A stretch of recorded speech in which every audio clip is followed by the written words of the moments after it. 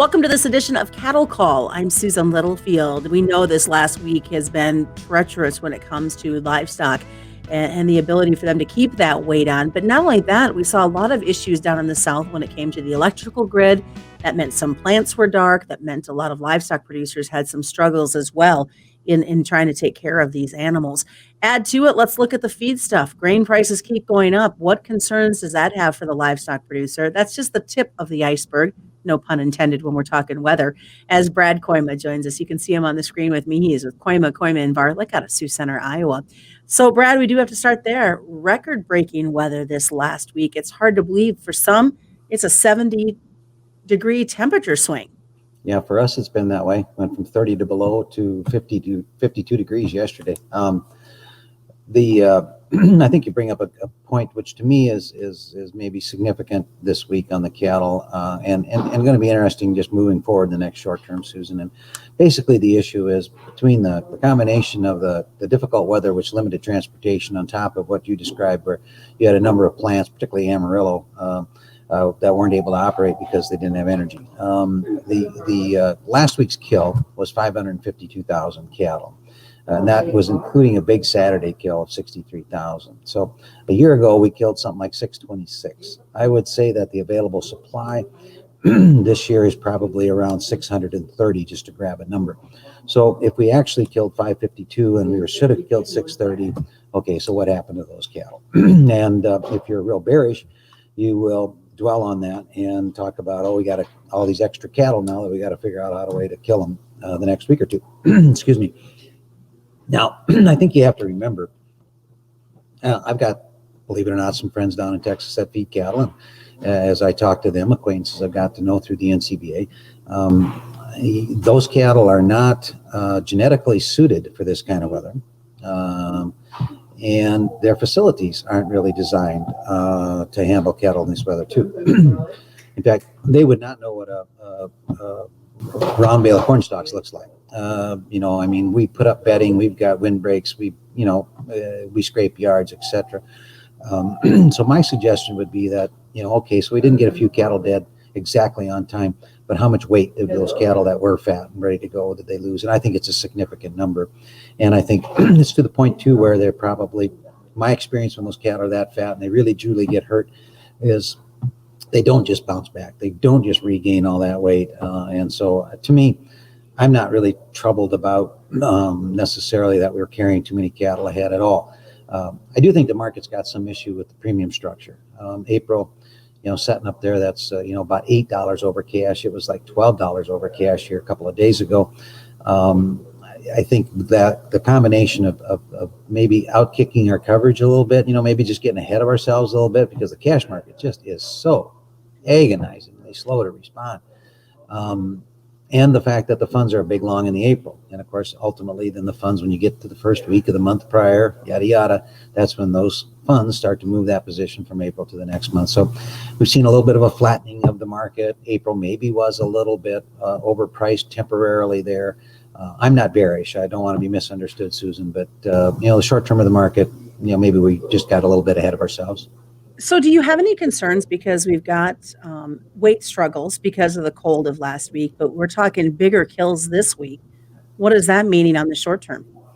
Well, I'm really curious to see what happens to these average weights. This has been a albatross, that we've been carrying around here for feels like over a year, with these average weights being unusually high. I thought, some of that trigger was because up until the last little while, we'd had nearly perfect growing conditions, dry, drought, weather. Cattle never really suffered with muddy yards, and we didn't really have any severe winter weather until here the last little bit, where certainly some areas had some very severe weather. But so I thought the performance was really good, which is part of it, the reason. But I thought now, with the weather putting the kibosh on these 4-pound-a-day gains, and even more important than that, what the cost of feed is. Now, a friend of mine that I talked to in Kansas, his feed yard is paying 80 cents over March corn. 80 cents over March corn. Okay, so he's paying $6.40 in the bunk today. $6.40. it's high enough here, but just think of what that cost of gain is. That's way more than what the cattle are worth. Cost of gain $1.25, $1.30, and you're getting paid $1.14. Of course, you're going to sell those cattle to get them current. So I'll be anxious to see. One of my gripes, of course, is that it takes 2 weeks almost to get the weight data out of the USDA. But I would like to think in a couple of weeks we're going to see those weights come down. And my theory would be, if they don't come down, maybe the same guy's in charge of the 2019 corn crop, right? That's in charge of the weights. Just kidding, USDA, right? Yes, exactly. So are we looking at, you talk about the weather, the feed costs, everything else. Could that mean a little bit longer term, less cattle at the bunks Well, until this that's always been the out? way it worked for us old timers. You're not one of them. I am. That high price feed leads to better prices down the road, right? You do pay a bit of a price up front, which I think with markets, I think we're through that phase of the deal where we sell them quicker than we would have otherwise. Anything with the tailhead and a brisket, get them dead, right? And you also have a tendency to slow down a little bit the whole expansion of the breeding thing. So yeah, long term, that's always been viewed. A higher price feed has always been viewed as being a little bit friendly.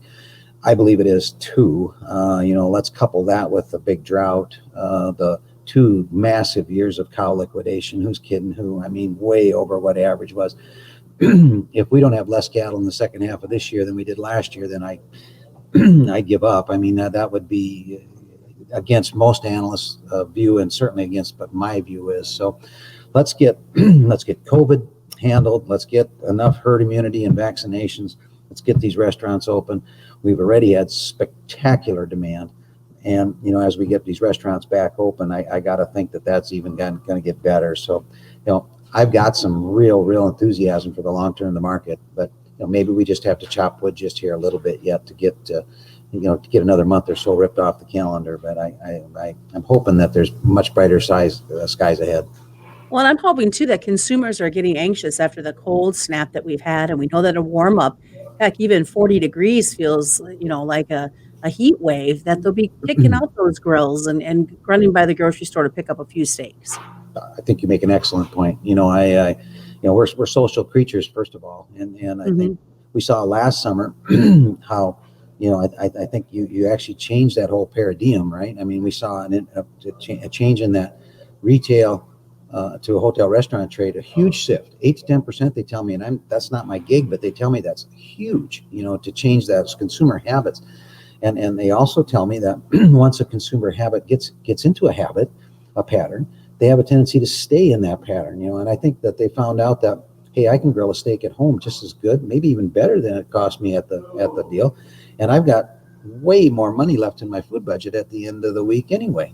So I'm very, very optimistic demand side long term, despite what people like Bill Gates think. I'm very optimistic that the consumer loves our product, and he and she will continue to use it. Well, as we ramp up, what's your key want to keep an eye out for as we head into the next week? Let's watch the slaughter. I'd like to make sure that we continue to, like yesterday and today, big slaughter. That's good. Let's go ahead and get these cattle dead. And along with the big slaughter, be sure nice to see a corresponding drop in the weights. And hopefully we can get this cash market to get caught here a little bit. But the cash market's been frustrating, and some of that goes back to my same old gripe. There's not enough negotiated cattle. So let's keep an eye on those things, and let's hope that next week we're talking about a little higher market. That works for me. Thanks so much. Brad Koyman has been joining us for this week's Cattle Call. I'm Susan Littlefield.